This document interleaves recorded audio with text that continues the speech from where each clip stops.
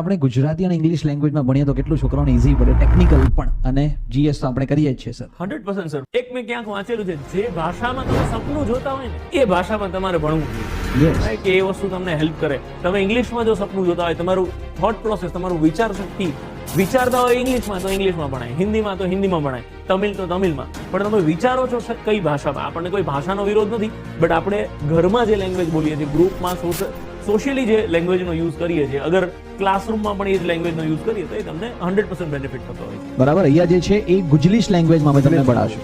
Mainly જો કેવું છે, તમને ખબર જ હશે, હવે આ જે હસમુખ સર છે, બરાબર, હસમુખ સરે હમણાં જ 2 થી 3 મહિના પહેલા જનરલ સ્ટડીઝનો સિલેબસ ચેન્જ કર્યો, બરાબર, અને એમાં લેંગ્વેજમાં પણ એમણે કહી દીધું છે કે ક્લાસ 2 ની એક્ઝામ જે રહેશે, લેંગ્વેજ ફિક્સ ગુજરાતીમાં ગુજરાતી હશે, બરાબર. હમણાં તમે આમ કેવું બોલીએ છીએ, કેવું ખબર પડે છે. એટલે તમે જો સાહેબ કે ચાઇના છે કે જાપાન છે, એટલું બધું આગળ શું કામ છે, બરાબર. અને કોન્સેપ્ચ્યુઅલ રનિંગ, આપણે બધું ટેકનિકલ ટર્મ જે છે ઇંગ્લિશમાં જોશું, ભણીશું આપણે કયા લેંગ્વેજમાં, ગુજરાતીમાં સીધું જે છે આપણને ખબર પડશે બધા. અને સર આ જે એમને પોસ્ટિંગ આપશે ગ્રાઉન્ડ લેવલ પર, તો Yes. ત્યાં જે તમારે લેટ્સ સે અગર ઇરિગેશનની વાત કરું તો ખેડૂત સાથે ડીલિંગ કરવાનું હોય, બરાબર, પછી મામલતદાર વિભાગમાં ડીલિંગ કરવાનું હોય તમારે મહેસૂલ ખાતામાં, પછી અગર આરએનબી ડિપાર્ટમેન્ટમાં હોય તો તમારે કોન્ટ્રાક્ટરની બધા સાથે ડીલિંગ કરો.